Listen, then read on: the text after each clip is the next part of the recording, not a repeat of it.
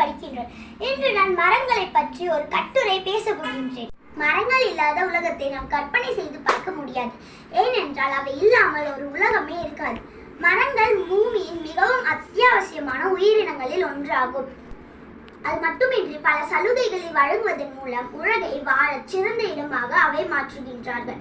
உயிரினங்கள் சுவாசிக்கும் காற்றை சுத்தப்படுத்த அவை தொடர்ந்து உழைக்கின்றன. அதே போல் மரங்கள் நமது கிரகத்தின் மிகவும் முக்கியமான விஷயங்களில் ஒன்றாகும்.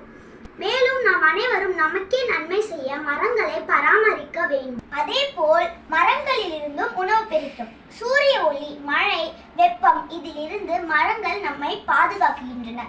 தங்கும் இடத்தையும் நிழலையும் அவை நமக்கு தருகின்றன. நமக்கு கிடைக்கும் மருந்துகளில் நிறைய மருந்துகள் மரங்களில் இருந்து தான் வருகின்றன.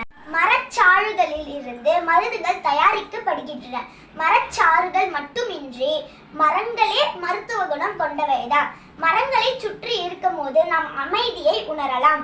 முடிவில் பூமியில் உள்ள அனைத்து உயிரினங்களும் வாழ்வதற்கு மரங்கள் மிகவும் முக்கியம். மரங்கள் இல்லாமல் பூமியில் உள்ள உயிரினங்கள் வாழ்வது மிகவும் கடினம்.